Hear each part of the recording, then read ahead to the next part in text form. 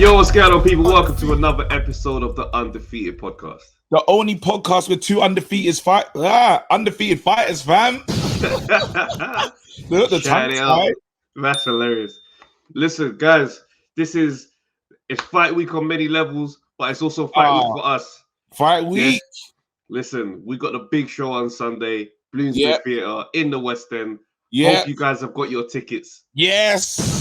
Listen, for the people that don't know, let me hold the mic right now, bro. There's boxers turning up, fam. So even if you're just a fan of boxers, they're gonna be in the house, fam, because they respect our thing, fam. Man, so make sure you get down there. They respect our thing. Boxers are pulling up.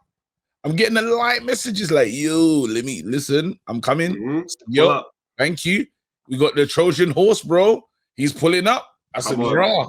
I like it. The energy from the community has been commuting, fam. I love it, fam. I'm excited, bro. I'm excited. Yeah. I hope everyone's bought their tickets. That's my thing. Listen, the link will be in the chat, in the description for this thing now. Cop your tickets. Yeah. Come out, man. Come out to the West End and see your boys. Come out. Support the man, them. I keep hearing people say, I'm trying to be like you, big man. Don't try to be, just buy a ticket. Just come out. Trying to be like me is too hard, fam, because there's just too much you have to go through, you know, like too much going on. You know, the iceberg and all that, lows again on underneath, deep down. You don't want to be me, fam. Duck feet, just, you know what I mean? Instead of trying to be like me, just purchase a ticket to come see me, fam. £20. In it, champ. Listen. It's going to be a great night. That's the thing. It's like, it's not even a case of just come out and see two men trying it. We really do this thing. Yeah. Like the stand-up comedy thing, that's our bag, us, bro. That's us still. So come and see us in our element. You enjoy us in this space. We enjoy it. We love boxing. We talk boxing, but this is not primary. Yeah. You understand? Come and see us the primary space. You're gonna love it. It's gonna be a great night, man. You know, because I realized the other day, you know you're a weirdo to do stand-up in this life. There's a flaw in there. Bro, you know, deep down, I'm trying to do the psychoanalysis of this thing, Going into a room of people that no one knows you and saying, yo, I want you not to laugh with me like 10, 15. I'm funny. Laugh with me. I want you not to laugh with me for 10, 15. You know what?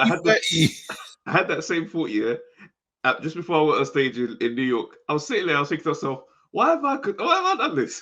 I've come to another country to be in a room full of strangers in hope that they find me funny. I'm taking this insecurity international. Hey, no, because it's mad. Because and you know, people say to me like, how do you do that? Like go on stage and just like you could put a spotlight somewhere.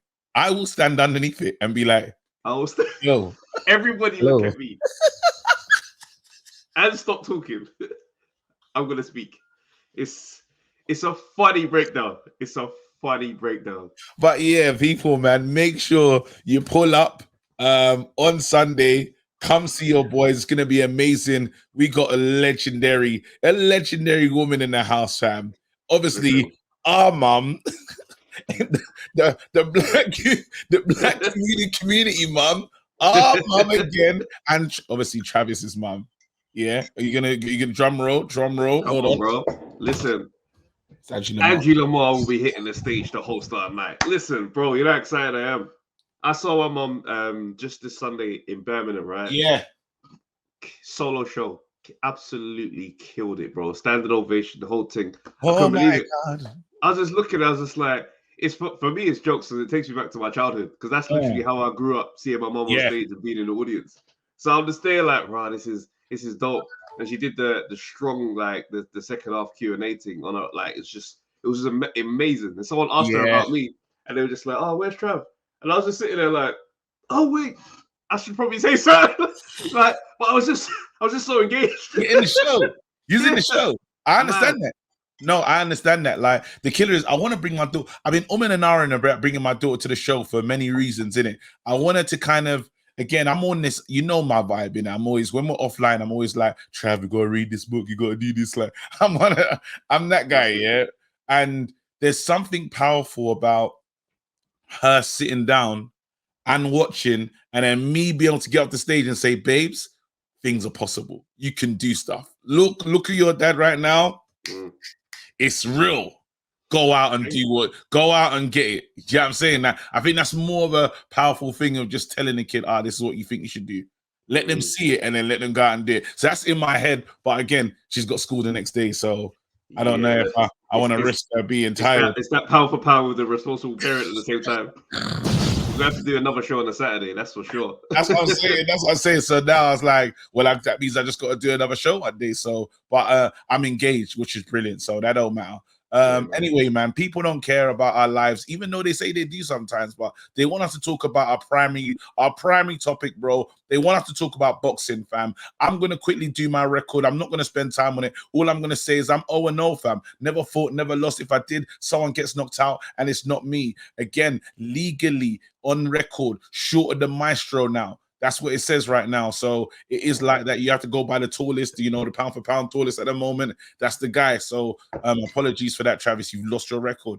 That's me, bro. That's me. I got to keep it moving. What's yours? Me 2-0, bro. 50% knockout rate. Half the men enter the ring with me.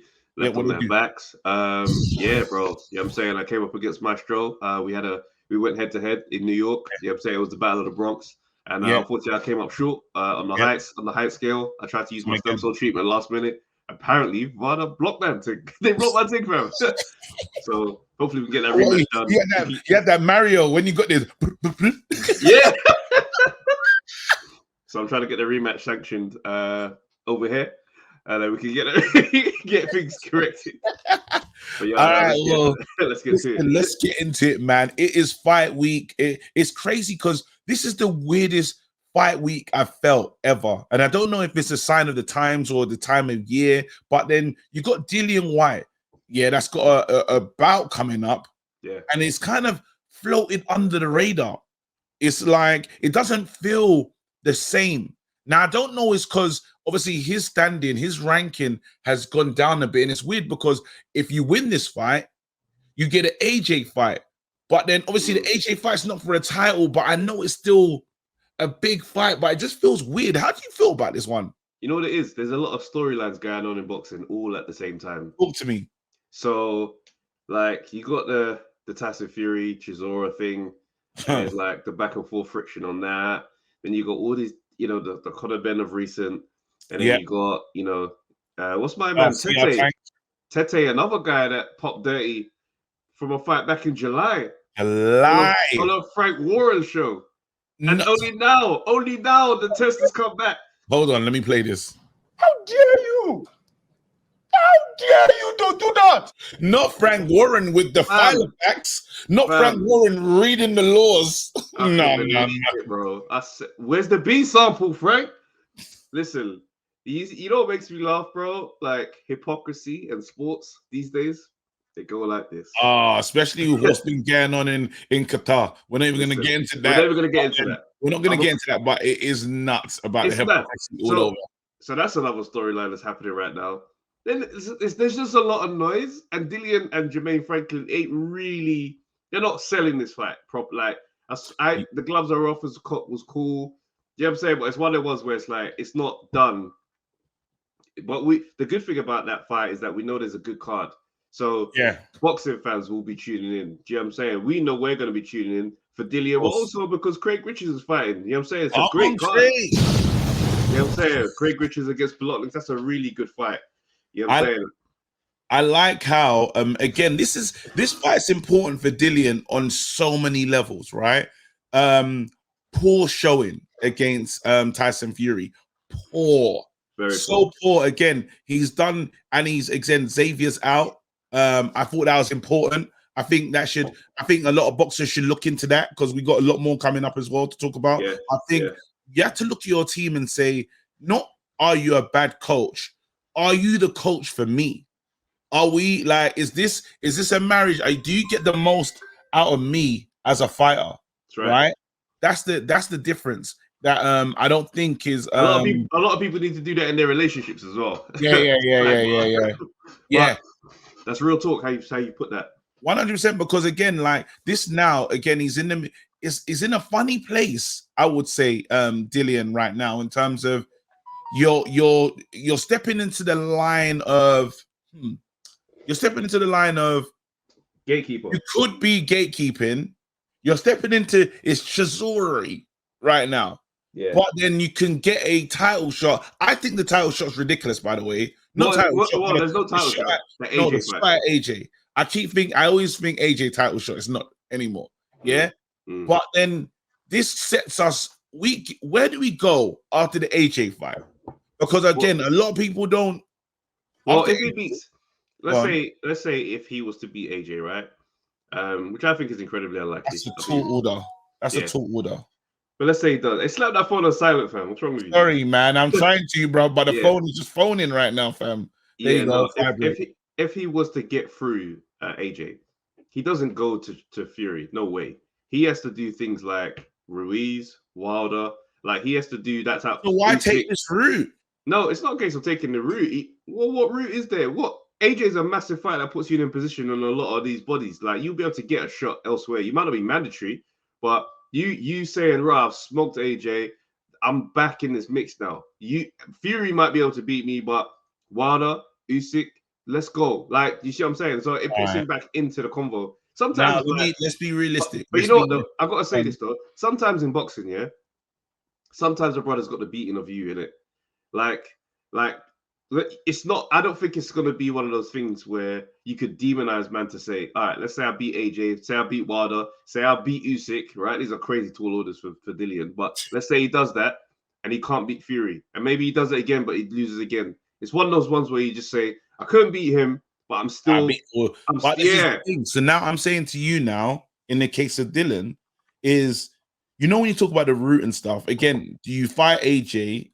You're not you don't make you a mandatory title challenger. I know the rankings is all over the place, right? Yeah. But then the Franklin thing, that's fine. That makes sense because we're rebuilding, we're trying to get to know ourselves and trying to put ourselves back in the eye to let people know that I'm that guy, right? Yeah. So then we do that, and then we go and fight AJ, which is that's like in my head. I can't not see that as like a title fight. That's a huge fight, and that really has bearing on the rankings. Now, I don't see him as someone that has the beating of AJ next after Franklin. That for me, that doesn't make sense in terms of the planning, because you talk about the different names. Even if you said, all right, I'm gonna fight Franklin, then I'm gonna see Ruiz, then I see AJ. I like how you're scaling up maybe Usyk, but to see I go steps backwards unless it's for the peas. I tell you what, that's exactly what this fight is about. Let's be real. Like I look at Dillian now, and I'm like, the only thing that keeps that AJ fight interesting is their hatred for each other. And I'm now even at a point where I'm like, how deep is that hatred really? Because I've seen pictures of them man together, right? There's a respect there, but it's also one of the ones where it's like, young, youthful hatred. Yeah. Like, I hate that. That's young testosterone fueled nonsense. Yeah. Today at this ages, bro, for you to tell me you hate a brother right now, I'll be like, okay, has to involve your missus or your family, because if there is it's just I don't like him. If that's it, then I'm like, yeah, this is childish. So I know they don't hate each other like that. No, but certain times, it's not a rival. That's the worst part. It's not. This is like when back in the day when Tottenham was rubbish and Arsenal were like invincible era, and they were like, yeah, rivals. It's like it's not based on competitiveness. It's based on I don't like you, you don't like me. That's what drives this fight, because people look at it and they go back to the antics of the first fight where they say, yeah, he said, "Rah, wore your jeans and the thing," and the press conference, and they fought, and then their man piled into the ring. It's that alone that keeps this fight out there. You don't know how accurate, but how I'm disgusted. I'm disgusted by what you said, but it's accurate, man. Because Arsenal have won titles and Tottenham have not. That's what I'm saying. So it's mad. Yeah, I hear it, but I just never want to think of Dillian as Tottenham, fam. I just think it's one of the ones where that's crazy. I hear you, bro, but it's one of the ones where it's like if we scale back and realize how difficult it is to be at that top level in boxing for any stretch of time, then you can say, okay, you not being able to beat AJ is not like a crazy blotch on your thing, innit? Like you were at a certain level. I don't think there's anything wrong with do you that. know what it is? I just want more for my man. That's all it is. I think that I would never again, if I was in a management position, yeah, I'm not doing this. Because again, I'm trying to let people know, no, we're not gatekeeper. We're not, we do care about the legacy. We do want to win a title. We do want to be involved in this because we've done, not like we've done enough in the game, but we sacrificed. So now let's do this correct. I'll fight Franklin. I'll say, you know what? Maybe Dubois, maybe Ruiz. Bro, I've got fights. And then, like, for me, it feels like a kind of cashing out or saying, this is my level now. I'm just going to stay here. If you don't want to go and fight him, you got to come through me. But this is me now forever. So everyone that wants to go into the top room, into room 4, 5, I'm sorry, 1, 2, and 3. 1, 2, and 3. Yeah. 1, 2, and 3, you got to come through me. And I just don't feel Dillian is that type of, I feel that there's more uncovered. Like he done so well with his old, when we got to look at the trainers, but when he with his old trainer, he did good and the growth was clear. We could see every single fight. He said, yeah, I like where he's going. I can see it. And then after he switched to Xavier Miller for 2 fights and it's good threat. But let's look at the names he was fighting though, yeah? Joseph Parker is the biggest name that he was fighting. Yes. Because it was Rivas. Who else is there? That Rivas fight was hard as well. Yeah, it was. But then he's a bridgerweight. Yep. So it's like it doesn't hold as strong. Like, I'm gonna get. I know what you're saying. No, I hear what you're saying. I mean, if we do it on a thing where we just look at his story, it's amazing. But I'm just saying, let's go back at his record and say, okay, when we're talking about the hard fights, Dave Allen, right? Hellenius, Chisora, twice, both wars. So you get your credit for that. And that was a good Chisora. Chisora won one of them, though. He did. At what level is Chisora at for us to be saying, okay, so then let's go up. No, but that was really bad. I hear you, but that was your guy. I'm letting you land, but your guy pulled up, bro. Your guy, the mind mentalist that told him that he's war Chisora, fam, and he changed him. We never seen Chisora like that. Yes, I hear you, but what I'm saying is Chisora is still lots of miles on the clock, and at no point competitive for a world title. Okay, fine, I accept that. So just to understand the level that we're at. And this is 2 wars and a dubious referee intervention that caused the KO. Okay. Life and death with Joseph Parker, which isn't a problem because Joseph Parker is Joseph Parker. He's a champion. He's a champion, so we got to give him his respect. And he's so as we get into this name now. So Oscar Rivas, Marius Wack, the biggest name there is Joseph Parker. Okay, second best performance probably comes in the Chisoras. And then you got the Povetkin rematch where I'll be real, Povetkin looked like he still held up on stilts. Held up on stilts. Like he had long COVID, fam. So for me, I don't want to overvalue the record and the fights and the progress that was being made. Because I don't think it was at top level. Okay, so now as someone that remember, I was paying close attention to this guy because I just want to see. Well, I was always excited about him fighting Anthony Joshua again and him being serious because even when he fought Joshua the first time, he wasn't thinking about the sports science, all the other things, the necessary things that you have to do to be better. Again, you saw him getting like advice from Nigel Benn, having real boxing people around. The guy was taking the necessary steps to say, you know what, something could happen here. And that's when we talk about the excitement of maybe him versus a Deontay Wilder and stuff. There was so much thinking, this guy he's rough, he's rugged. It could be a challenge. It could be a challenge to them guys. So you're seeing him in the top 3 positions. And now, again, we make the change. Remember, there was an email. Don't know what happened there, but my man lost his job in it. Yeah, steps in the table. Yeah, and let's have this right. When he fought Povetkin in the fight that he lost, he was because the work had been done. It's almost like when the other manager, when you got the other manager is DNA is still on that fighter. He's still with that fighter. The way the man moves and stuff, you'll still see traces of the old coach. The new coach's DNA will start to kick in some fights after, maybe 1 or 2. Yeah. So you can say he looked good, but he wasn't on the finishing thing because let's be right. He should have killed Povetkin in that. He let Povetkin, he backed Povetkin up and he made Povetkin incredibly dangerous. Uppercut, life changes. Because that was not meant to happen. That was a fight in in Eddie's Garden, one of the first fights in Eddie's Garden, and he was in line for a title. He was in line for a title shot. He didn't even have to take this fight. That's what mattered. That was the maddest part. And then it all literally from that moment, bro, it all went to crap.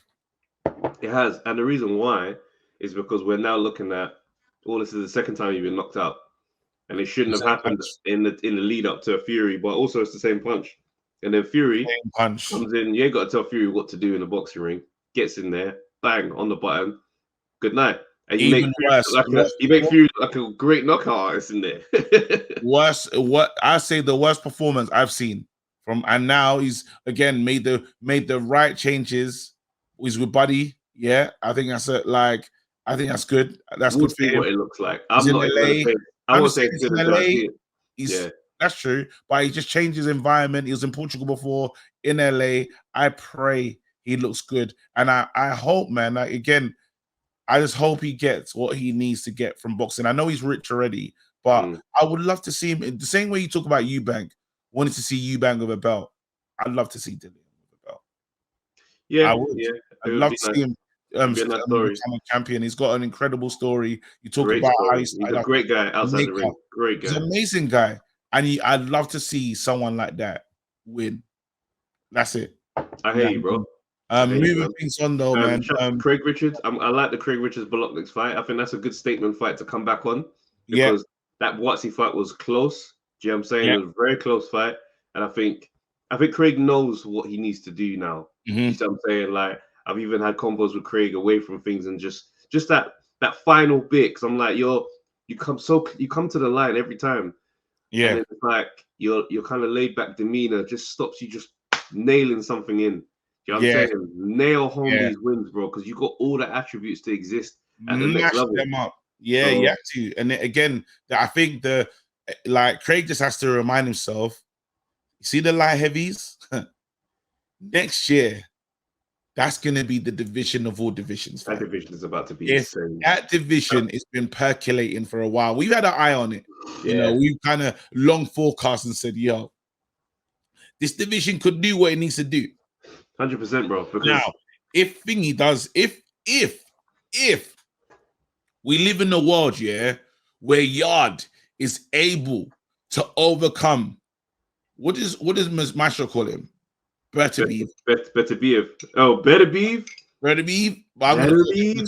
Because that's how until someone the correct pronunciation. Better Beef.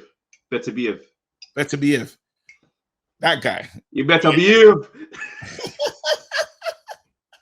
If he can overcome that tall order, that task, the division goes crazy. Because now you're talking about a champion. That's right. In the UK, with bare man with their eye on him, fam. Buatsi's looking. Dan Aziz is looking. Craig is looking. Callum's looking. Bro, there's all the man them are here. Imagine.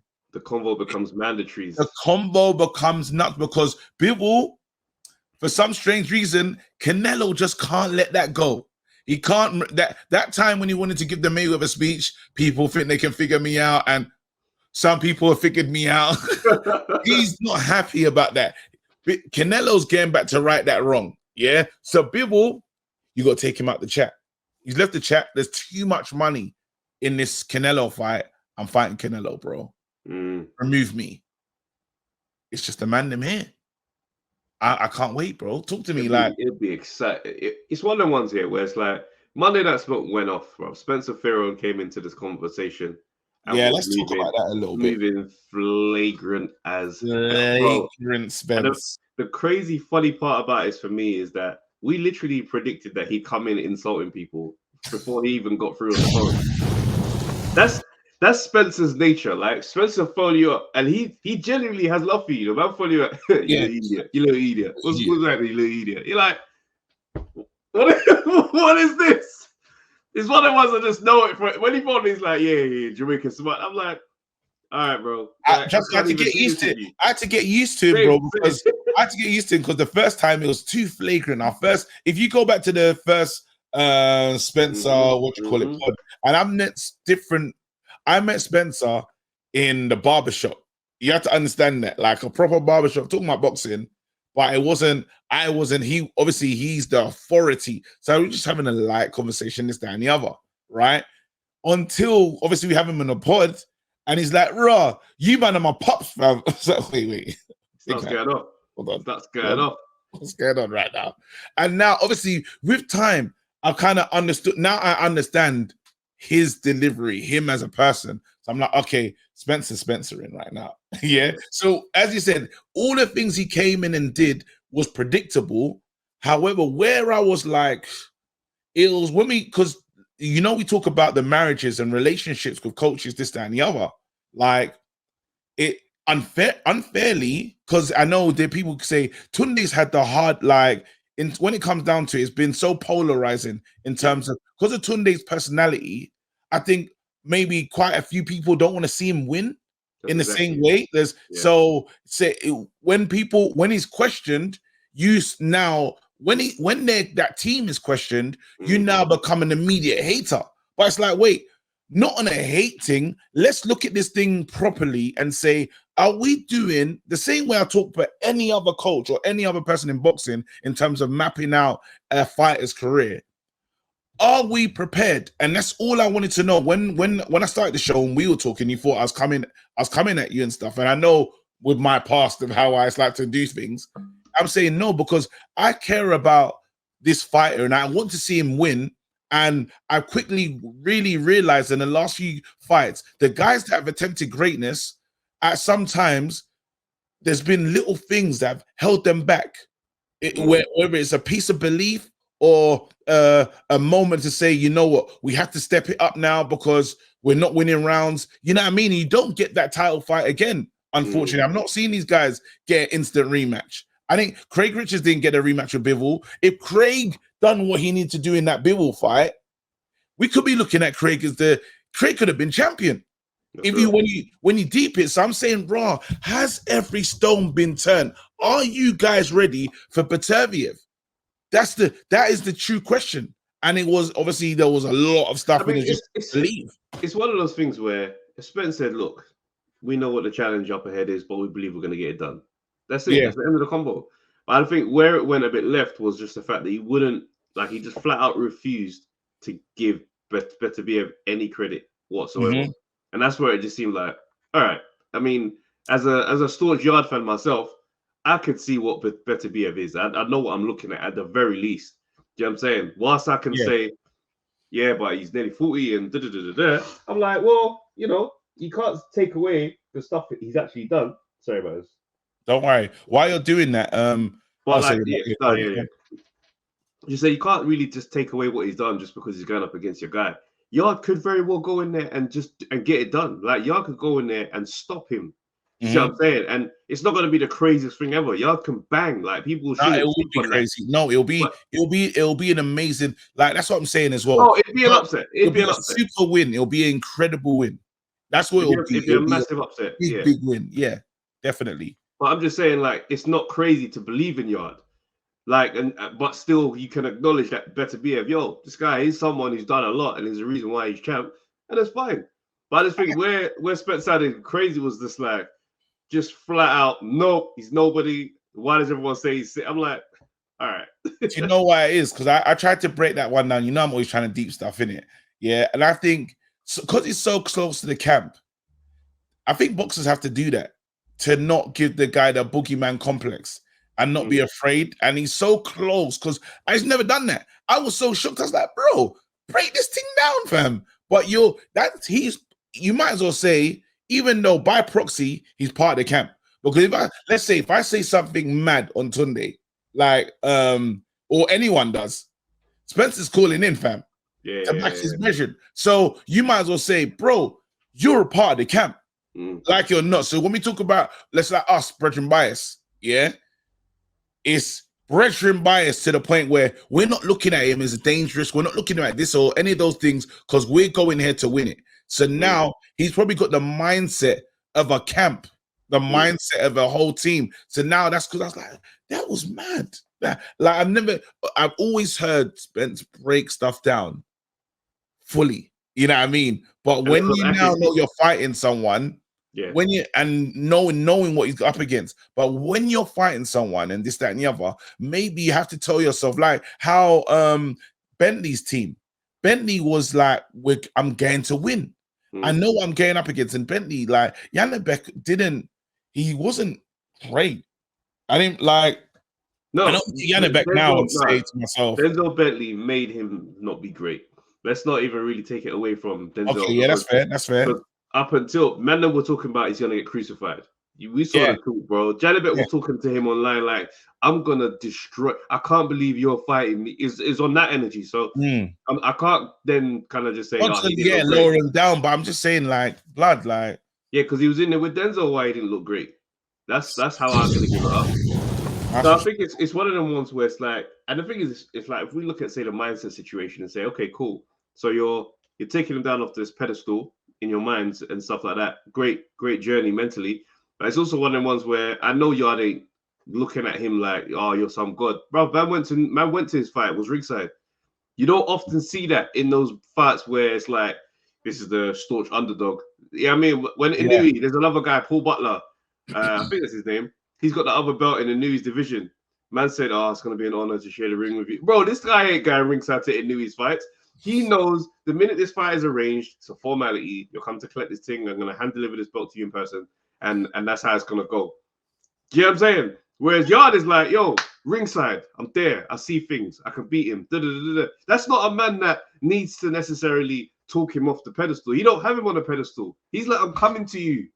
You see what I'm saying? So for me, I'm excited about this fight. Do you see what I'm saying? I think a lot of people are going to be surprised at Yard's performance. I really do. Because remember, this is a Yard that's gone in there. He's gone to Russia. So the mindset of being shook, going to Russia to be the away corner, man walks into the ring very comfortable. Do you see what I'm saying? I'll never forget that. I was in Edinburgh. I was watching that fight thinking, all right, let's see if he's in the zone. Man came out, skank him, just vibes. And I was like, he wants this tonight to be his.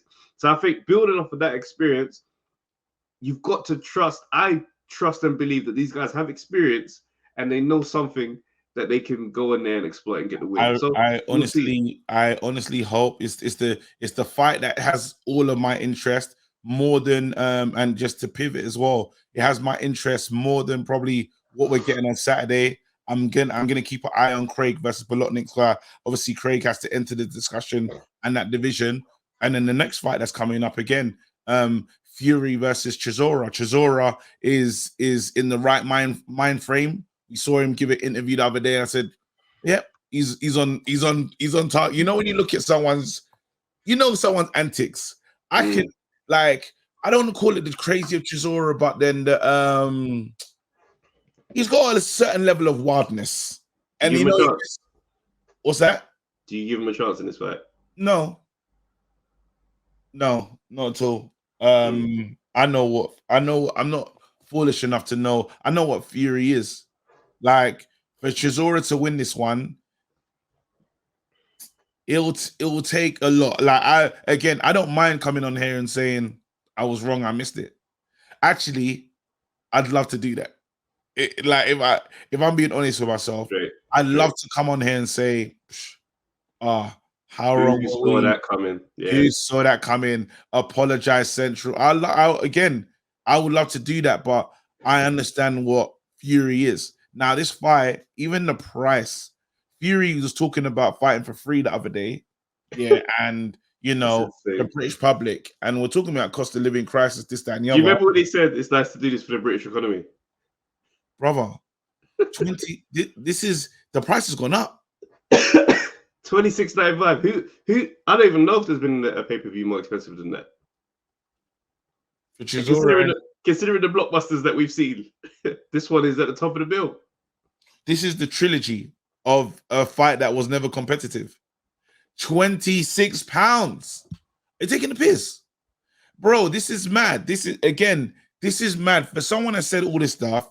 He just thinks, bro, we're all waffling here at this point. We're all waffling. This fight, I don't know who's on the undercard. Actually, tell me who's on the undercard because I want people. Dubois and some next dude that I don't know, and was it Isaac Lowe and someone? Bro, the undercard ain't even undercarding, bro. Like, it's nonsense. I don't understand. And the maddest thing is, right? See, it's one of the things, right? When you're in the industry with someone else, yeah, the same industry, you get inside information that other people in the public will never be privy to. Yeah. You understand? I know the ongoings of the comedy game, yeah, and even in the acting game to a similar extent, right? So I could know things about the game that people would never understand, they'd never know about. So what Eddie Hearn, you imagine these guys also are in the workings of the industry and they know the whispers, right? Yeah. When Eddie Hearn says they're probably going to do about 30,000 next week, 30,000. That venue is far bigger than 30,000. Why would you say that? That lets me know that, okay, so there's struggle talk in the background. Not just that. I've got a lot of contacts on social media who they regularly sell tickets to fights and all that kind of stuff. Yeah. One guy put on his thing today. I don't want to say my name in this type of conversation just because it's not the making of what he's entirely about. So I'll just leave it as a status. It's just like, I've got tickets now. I've got tickets available, floor seats for the fight, £80 cheaper than the advertised market. So resellers are struggling to shift them. That tells me everything I need to know about how this fight is looking. It hasn't caught the eye of the general public. Even I'm looking at TalkSport telling me about the undercard, bro. Bro, these fighters, their opponents are not even announced like that. So you've got TBA, bro, to be announced. I would love to be a one man on the poster. That's crazy. The only one, like, that's mad. This is for the price. This is madness.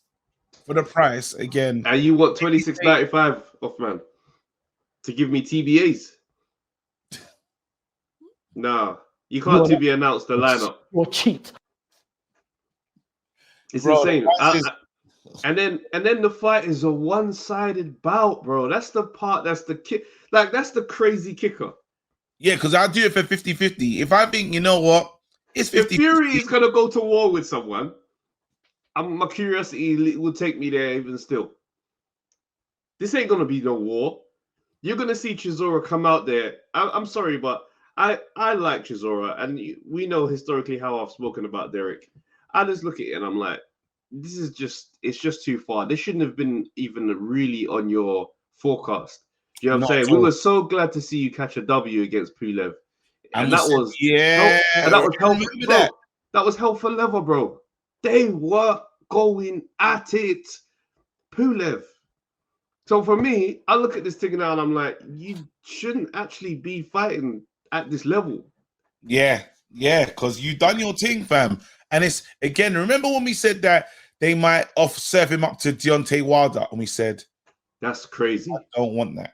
There was a thing where he said, but now for his health, now you're serving him up to the guy that beat that guy. That beat that guy. Imagine that. Imagine saying, I don't want him to fight Deontay Wilder. Yeah. And now you serve him up to the guy. Yeah. The Gypsy King. The guy that, what do you call it? Undefeated. That's who he's fighting next.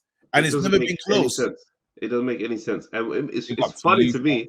It's fascinating to me when everybody's baffled as to why there's backlash. Bro, you lot, Warren on paper saying that he shouldn't be fighting anybody and da-da-da-da-da. It's embarrassing. I'm sorry. This is embarrassing. He deserves all the criticism and all the backlash that he's getting. Not so much Chisora, because Chisora is going to take the tough fights anyway. He's got one of the most exciting resume lists of names in recent years. His resumeing, fam. But for Fury, he's supposed to be at the top of the game. That's not how a champion behaves. And I think, I don't want to turn this pod into another one of these, but he's just 101 on how not to be a champion, how to not be an ambassador of the sport, how to not be many things that he probably would like to be or sees himself as. But the behavior and all this, like all the antics, I'm like, it's getting boring. But you know what's interesting? Fury fans are turning as well. I look at his mentions, I'm like, I used to see a wave of delusion. Now I'm like, it's just a bunch of, I used to be a fan of the guy. I do like his boxing, but I'm getting bored of this circus now. And I'm like, this is it. You know how much it takes to turn your own fans against you like that? Yeah, they still hate AJ. yeah. But again, just do the damn work, man. Again, he'll win this fight. He'll win this fight in a little bit, and he's saying, "Well, what's next?" I really hope again He's the Usyk fight. He's already saying, if Usyk don't want it in February, then we'll do Joe Joyce. Get in shape, mush. I'm like, what has Usyk said to you that he can't do February? I like the Joe Joyce fight. But bro, forget all that, bro. If Undisputed is there, take it. I'm bored of this talk. If Usyk is there, take the fight, bro. Usyk's campus said, you're saying that they're not interested in the. Yeah. Oh, you're saying that. If he says if Usyk can't do February, then I'll fight Joe Joyce. Why? What is it about February? Why is it if Usyk has come out and said February is the only month that can't work, then I understand this completely. Yeah, why does he do that? Why does he put these little? Because he's not in this team to fight champions. We can't be upset, if Joe Joyce gets a shot. We can't. Why not? Why not? Because he deserves a shot. What do you mean? He doesn't have the belt. He's not even. He's up there for any the WBO. Any number one contender for the WBO. Oh, so Thingy was gonna skip him to the front of the queue on some just unnecessary thing. That's what I'm saying. I'm not rolling with this. Be a champion and fight. Defend your team, bro. It's a good name, though. I like it still, though. I'm not gonna be. I'll be more excited if Joe Joyce was fighting Fury in 2 weeks' time. I'd be really excited. Yeah, I'd be into that. And it's gonna be a fight that delivers. But at the same time, what are we doing this thing for? Do you understand? Just to call out names and not fight them. Like the circus is getting old. It's not even at that point where it's like, some man, the granddad jokes where it's like, you see it coming, but you like it because it's him and the charm is there and you just enjoy it because it's grand. No, he don't have that. Yeah. He don't have that thing where it's like, it's him, but yeah, you just let him get away with it. No, bro, time to be accountable. The fans have had enough. Do the thing, bro. I'm not going to lie to you, I would like to see Joe Joyce versus Fury, fam. I swear to you, like the more, even as you say it, I'm not against that fight. I'm not against that fight after Usyk. But you got to remember how much the division is held up because of these belts, bro. Like, it's the frustrating thing. Unify so everything can get in order. You understand? And then we can start to have a bit, because right now there's a lot of man on standby and this guy's next and this guy's supposed to be the thing. But it's like, bro, at what point do mandatories come into this? Mandatories, when you got that many titles in the thing, can easily block the fight altogether. Yeah. So because you got Hergovich waiting. I think Hergovich, is he a mandate? Is he See, this is what I'm saying. There's so many ways. It's mad. So you start messing around. If the fight is there, take it now so we can finally have an undisputed. And Lennox Lewis can stop being, you know what I mean? He must be tired of the last undisputed thing, bro. It's like, yo, someone else come and take this thing now. Now, certain times you want to hold on to that title, because, bro, you want to hold on. Like, he's like, yo, let it not happen, bro. I'm telling you, because even Kareem Abdul-Jabbar, listen, he don't want LeBron to do nothing with his record. The Lakers are trash at the moment. He be looking over there like, And LeBron's out as well, so I'm telling you, because you're supposed to break it this season. I don't know now. I don't know. He'll break it this season. All right. No, but Kareem I'm telling you, usually you don't want players to get injured, but I know there's a small smile to himself. This guy is, bro. What do you call it? Moving things on though, man. It sounds all those talents in boxing. Gervonta Davis versus oh my days, bro. Garcia sounds like it is like. Listen, that's as close. We've never been closer. But you're missing out on the fact that Gervonta and Floyd, they're at odds, fam. I've seen some tweets. He said, yo, he's looking for the termination in the contract. Man saying, oh, what's going on? Floyd said nothing about Tank in ages. And then Gervonta tweeted, yeah, because the love is gone. Okay, so now, bro, this is sounding bad, and he's not deleting them. He's not deleting the tweets. No. You see, Gervonta and Mayweather. I don't know if you heard of Blueface and his Mrs. Krishan Rock. That's the relationship, fam. I'm telling you right now, it's toxic but every single time, Leonard Ellaby and all of them lot, they just come together and say, wow, this is bad. Because he said, this is my last fight. Remember the Rolly one?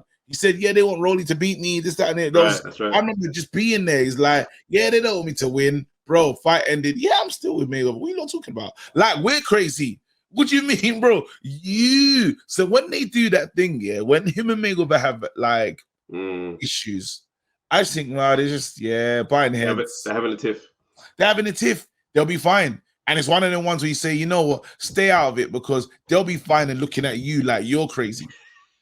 So just wait for them to just recouple, fam. Wait for them to just get back to normal. They will sign something. Again, we're talking about major money in Garcia, and probably what they're arguing about is the splits might not be what we like for this up and coming fight, and this is a negotiation tactic certain times. So again, has there always been like a funny vibe with Mayweather Gervonta? Definitely, probably. Again, it's one guy letting go of the name that he has and allowing another person to say that, but he's still doing pay-per-view.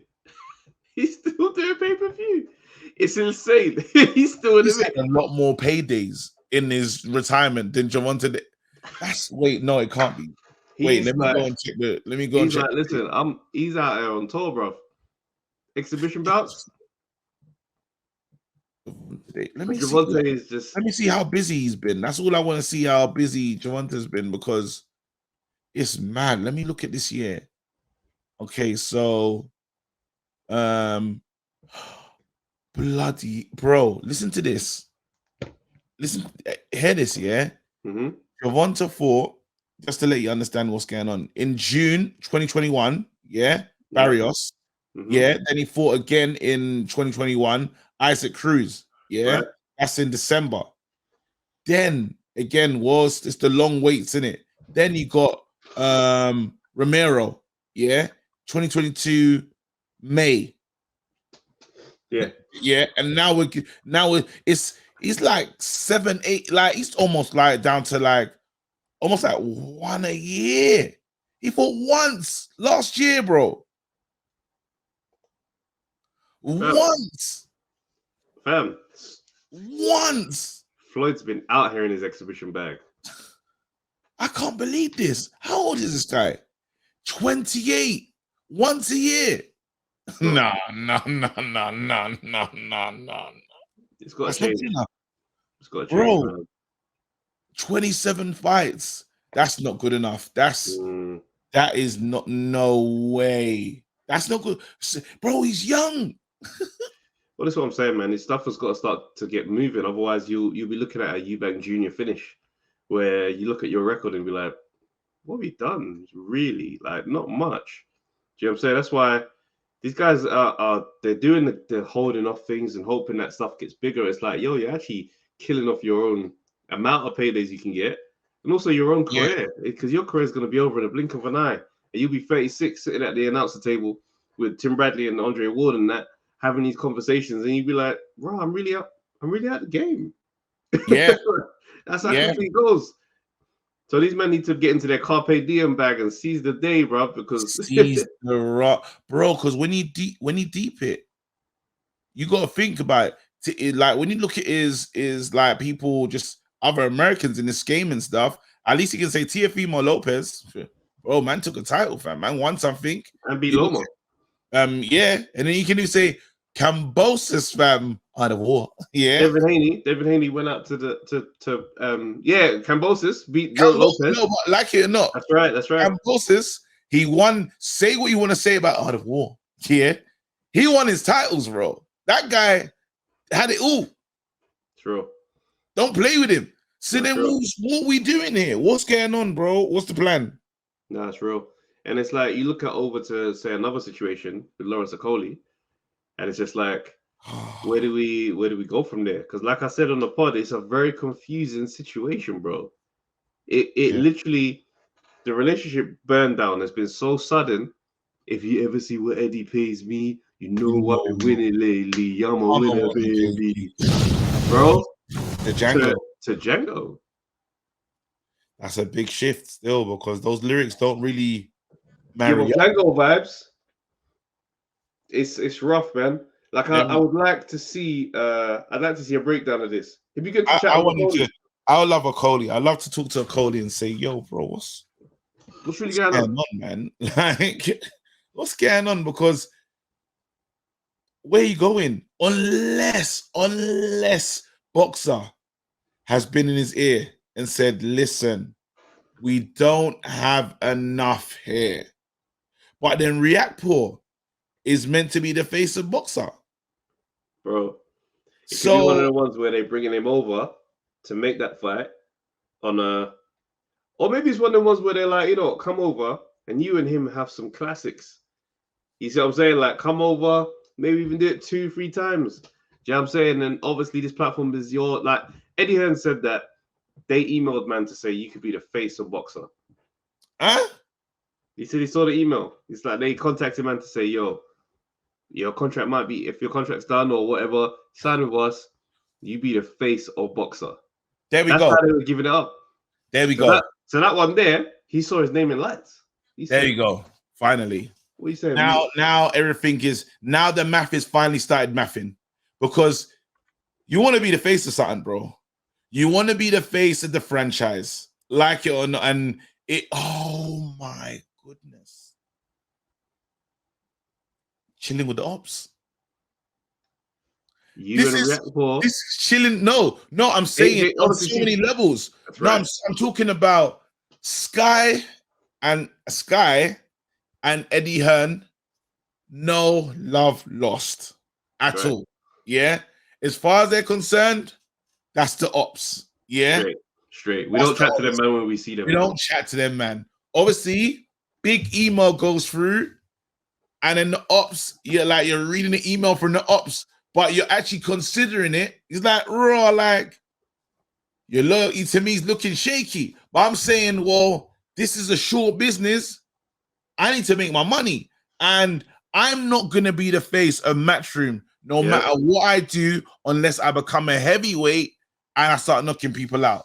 Not my plan is not to become a heavyweight right now. Bro. So... Bro, have you seen Judas and the Messiah? Yeah, I've seen it. When Lakeith Stanfield's character was like just rolling up as an informant, bro. When these men decide that they're gonna be like activating the plug on the Judas thing, listen, it's one of the ones where it's like, yo, a Judas thing? I don't want to call it a Judas thing. It's not a Judas thing, but there's the backstabbery of it all, where it's like, bro, okay, cool. These are the ops. I want to say to you now, you can't communicate with the ops from this side. Do you see what I'm saying? So, but then also there's more because. It's not just Sokolil like chatting to the ops. Sokolil's aggrieved because AJ and Reactpour got this buddy thing going on. What, you lot got the same trainer? Right, so you man talk on the phone. Right, like, you man speak. Like group chats and that. Other group chats. You lot got other group chats that I'm not in. It's that one. So remember, you're coming off the back of that from your own management. Then another one, you're coming through and you're also probably thinking, why can't fights get made? Like, I've been sitting there for a minute with this belt. And I ain't really getting the P's that I probably think I should be getting. And then this email comes through from Boxer, and they're like, listen, obviously, you know me and Eddie. We don't talk to Eddie in it, but we like what you're saying. You want to come over here, bro? You sit at the top. Obviously, over there, you never sit at the top because AJ's there. But over here, you could be the guy. See what I'm saying? See that sign? That could be you. It's not Snake. So that's like, there's a lot of things going on. There's so many moving pieces here. I would be wrong to call again in normal terms. If that's my guy, it looks nuts in normal terms of what do you call it. But when you now contextualize this thing, you say to yourself, "Well, there's a lot of moving pieces. I can't be number one here, and I would like to be number one, and I like my career to move on because let's be honest, I don't think I'm getting the plaudits I need to be getting." As the cruiserweight champion of the world. Yeah. I don't feel like they're not talking about me.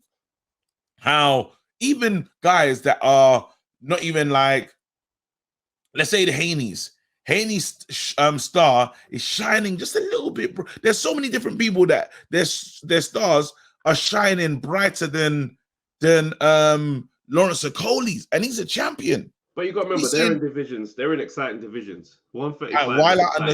While I understand that, you put the machine, because let's be real. You see that Sky machine? The Sky machine helped build Connor. You know. You know, when he's talking about next gen, this, that, and the other, we started watching from there, and then it became a thing because the Wild Boxers that is quite young in its in its ascendancy. It's moving, and we're still trying to find out who the man of boxer is, but they're keeping stuff going. So with the Sky machine, you should be able to become a name. You should be able to become a force if they put the money behind you and they really push you. That's all that needs to happen. Are we slightly overrating the Sky machine? No, Sky. Like it or not, Sky is Sky. Like I get the Zone have done something with the bars, so now you can watch it. That's a really good move because they were just killing themselves when you couldn't see the fights in certain places. But the fact that you can walk in somewhere and just watch a fight, you can look up. It's not hard to just watch a fight, something on Sky, is important. It still holds its weight. Sky still holds its weight, even if they're not giving us what they used to give us before. It still holds its weight as a platform. I do hear what you're saying as a platform, but I'm saying, are we overestimating the platform? Because you got to remember, like, if it is, because remember that for starters, we've never heard them talk about it as a platform like this before. Before the whole Matchroom divide, we've never heard anybody speak about Sky as this. They didn't have to. They didn't have to. But also, it does take away slightly from what Matchroom brought to Sky.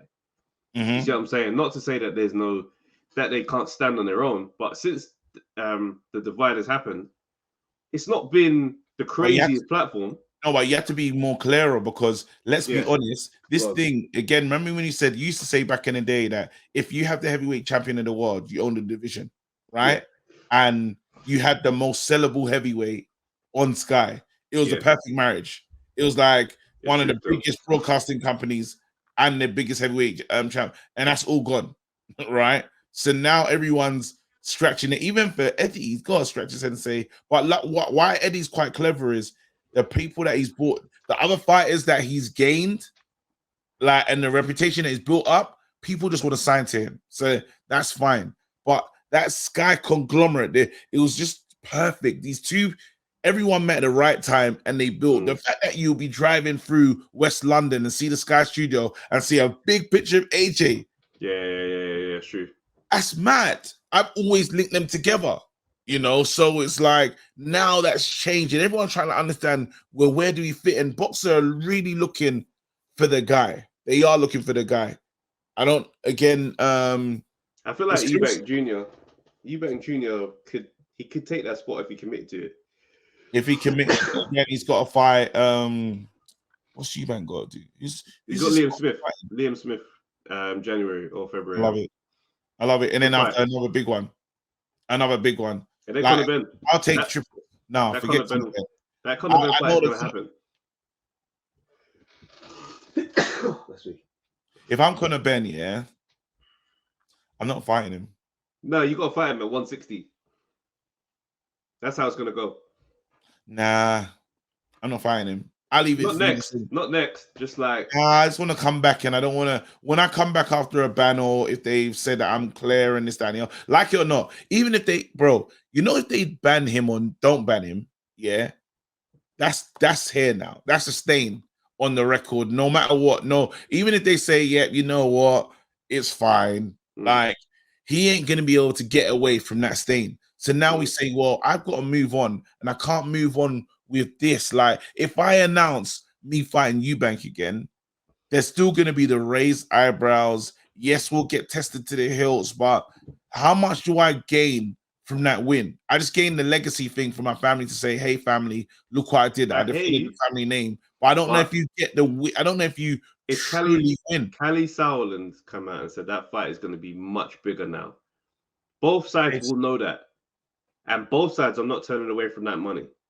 Both sides also want to live in their dad's footsteps. So you're talking to that fight is going to happen. Eubank Jr., yeah, like all boxers, loves a pound note. He's coming for that piece. All right, so I want you to be a boxing advisor. I like this as well. Be a boxing advisor for Connor. Okay. Does this make all the sense in the world? So I've come to you and said, you know what, you saw what happened. You saw the news, B samples and all that. I could get back in the ring with him. Is it a wise decision? Not straight away. No, not straight away. I'd say find someone else. Find someone else. And then go for it. Why not? That's a good decision. He won't be back. He won't be back until May, June next year. Okay, but you say you don't think blowback from the public? You don't think it's gonna be blowback? It's gonna be what it's gonna be. But once you get in that ring and there's a deliberate, exciting fight, what I would say is this: let's look at the Tyson Fury case study. Come back, get in the ring, have some big fights. Eventually, people start talking about it.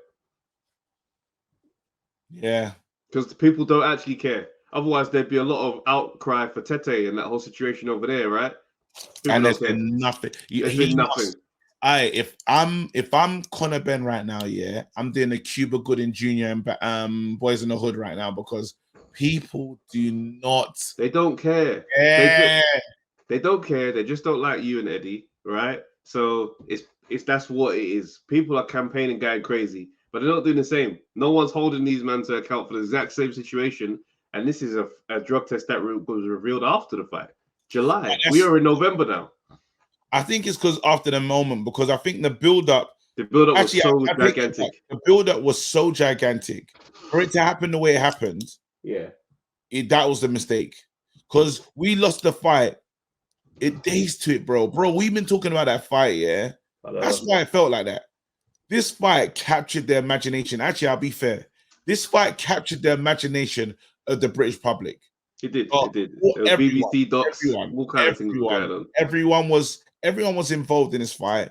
For it to, we lost it in a state of how many days to the fight? A week to the fight? No, it was the day before the fight. It was officially called. But you have to understand, though, bro. This is a sport. It's not like a little club and man them just doing their thing. It's a sport. Drugs cheating should be treated the same. Like that's why I'll say hypocrisy is the theme of sports, bro. Because when it serves you and it suits you, all hypocrites though. Yeah, everybody's a hypocrite, bro. There's many. That's what I've learned in this society. Yeah, all hypocrites, fam. But we're not all sporting bodies, and we're not all living to count on public supporting funds. You understand? My life is not funded by, just you see what I'm saying? That's like, I mean, to a degree as an entertainer, like there's certain things that happen, but it's like by and large, it doesn't operate like how a sport should operate. So when man just cheat and that's it, you know what I mean? Imagine man took drugs cheating for stand-up, fam. Man just took mad steroids, man. You'd be laughing in the audience like, this is unnatural, bro. Huh? How's he going laughing like this? There's a word for that. It's just called plagiarizing, though. Ghostwriting. you got a ghostwriter, or you just joke teething? When you just teething. So there's a word for that. And then people usually get found out as well. But the sad part, again, in comedy, just like in boxing, people don't care if you steal jokes. They don't care. I've seen many videos in the US of someone bar for bar, and they say, I don't care, he's bigger than you. It doesn't matter. I've seen my jokes. I've seen my jokes stolen. Bang. And I'm like, if I even post about it, you know what people are gonna say? Trav's a hater. I'm a hater. So I don't even. So I'm just like, people don't care. You know it anyway. People just want to be entertained. And I'm like, you know what? Life is hard. So I understand. It's unless you're a purist in this thing, you won't care. And I don't even expect people to anymore. So that's why in boxing, it's only the hardcore man that's gonna go, nah, this is wrong. The fans are gonna say, well, look, mate, he said sorry, he's done what he's done. It'll be fun. It's be a good fight. Looking forward to seeing he's gonna win. Look at Matt Hancock, I'm a celebrity, bro. Listen, let me get started, fam. Let me just. I got like people have stolen my my catchphrases, bro. You know how mad it is. Someone messaging you saying, bro, like, how close are you to this comedian? I say, it's the game. No one cares. And that's the part that on this side, this is the stuff that you just have to deal with and just keep it moving. But that's what it is. So that's why when people start kicking off about these things, I'm like, because you're not consistent, it shows me you don't really care. And it just means that it's an agenda. So I can't even get into this thing with you properly. But that's why, again, British, I'm gonna keep my foot on them, man. British Board of Control, Boxing Board of Control, Wagwan. They need Because to be erased and replaced. I want to know, because you don't get loud, when you get caught, bro. Straight. They did up statements, big statements for Conor Bedard and that, but Tete, bro, 4 months out. With the Clip Art logo, you man even updated the thing, fam. You lot need to fix up, bro. Nah, man, they need to step it up, because where's the statement? I want to see a strong statement. You lot the ones that looked to the Catterall fight and said everything's fine. Imagine that. Said, yeah, we'll look at it. Like, just because of public outcry, you only get involved when the perception of you guys is, are you lot kind of mad? But you lot supposed to be the governing body of this thing. It's like when the police investigate the police when they see mad things going on, and they come out and say, "We ran a look at this, and we think everything was fine." Pension, everything will be paid.